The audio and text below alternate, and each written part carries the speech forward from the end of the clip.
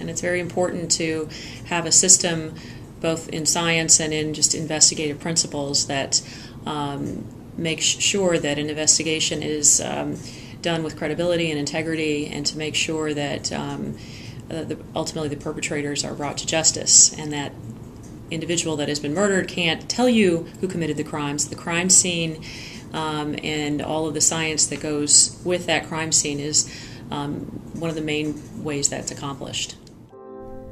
A scientist named Dr. Charles Norris was able to reform the medical legal system as chief medical examiner in New York City in the 1920s by removing corruption and introducing scientific principles.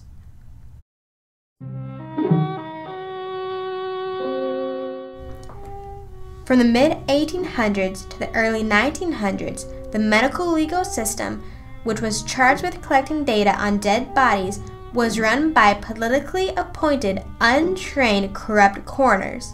To best understand how they came to this position, we need to examine the political system in New York, known as Tammany Hall.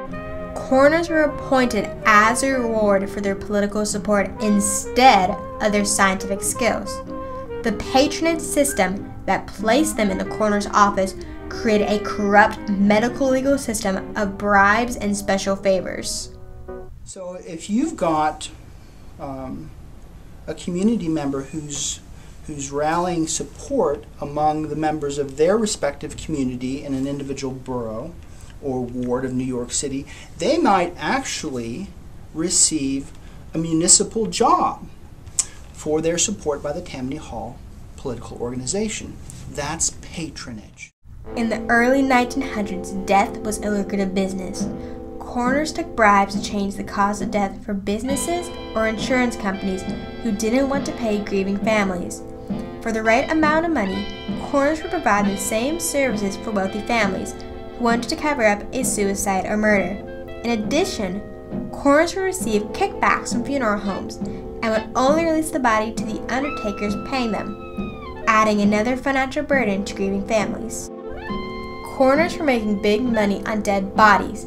Not only did coroners receive a salary, but they earned a commission every time they examined a body. One drowning victim cost New York thousands because the coroner billed the city every time he saw the body bob out of the Hudson River. Due to the incompetence of these political appointees, there was a lack of scientific principle in the coroner system. As a result, few coroners had the qualifications or experience to perform the duties of their office. Some can neither read nor write. Those who had medical training had lost their practices as a result of their own incompetence. Of the 800 death certificates issued by coroners, 320 did not prove the cause of death. In other words, 40% of all death certificates were inaccurate. At the time, autopsies were performed by different doctors, sometimes in their own homes, which would contaminate evidence. If toxicology tests needed to be run, they were sent to chemists who had no background in toxicology or criminal investigation. In 1915, the people of New York City were ready for reform in their own communities, their country, and their world. This was the Progressive Era, a time known for its radical changes in society and technology. We're dealing with the Progressive Era by and large, and this was perhaps one of the most climactic times in American history because we had a number of countervailing movements and influences all occurring during the same period. We had the advent of the Second Industrial Revolution, much like the technological revolution that we've experienced during our generation.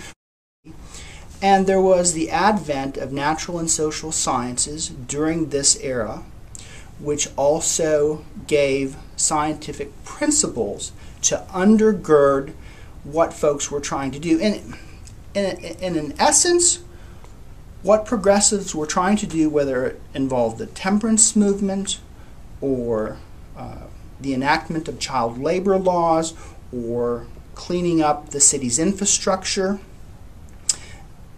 It all involved addressing our environment, because the hope was that by changing our environment, we could change the individual.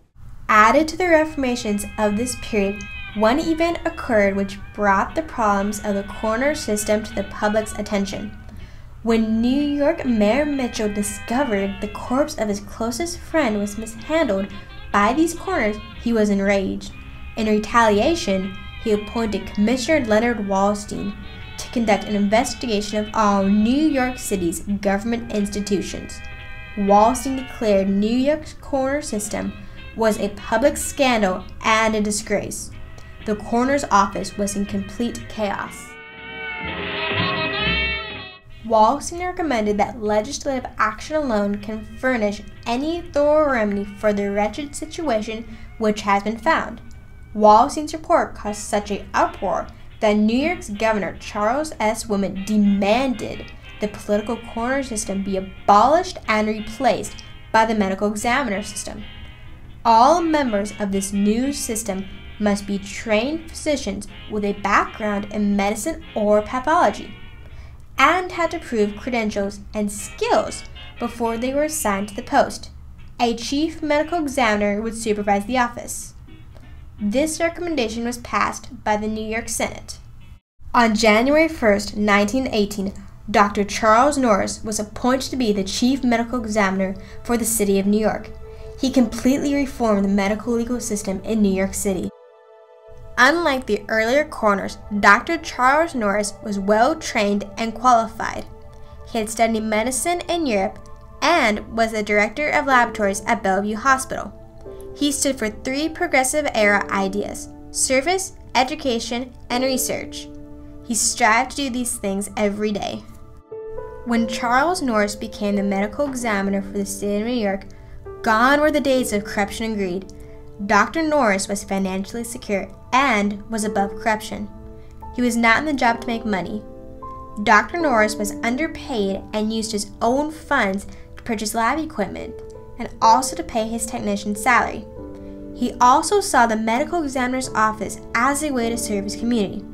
He worked with colleges to train students who wanted to go into his field of work, and would only hire those who demonstrated the medical techniques needed for the job of medical examiner. He refused to do special favors for influential families, insurance companies, big businesses, and funeral homes. Charles Norris began the golden age of forensics. Dr. Norris created the first toxicology lab for our country. By hiring Dr. Alexander Gettler, he was able to give New York its first toxicology lab. Dr. Gettler was then able to research and create innovative forms of detecting toxins to finally bring notorious poisoners to justice. Dr. Norris was then able to set standards for identification techniques and create procedures to be followed when investigating crime scenes. All autopsies were performed in Bellevue Hospital labs. Outside doctors and chemists were no longer needed. We can be thankful today for these reforms that revolutionized the medical legal system. The work of Dr. Charles Norris had a lasting and significant impact. Large cases that baffled the police were solved due to his commitment. Today, his labs at Bellevue Hospital is considered to be the birthplace of American forensics. If we weren't able to solve crimes and bring people to justice, I think just from a sociological standpoint, it would be devastating to our society. People, very often, deterrence keeps people from committing crimes. Not always, but hopefully more often than not. John E. McGeehan, the district attorney of New York, said that Charles Norris' work made dead men tell more tales than live ones ever could.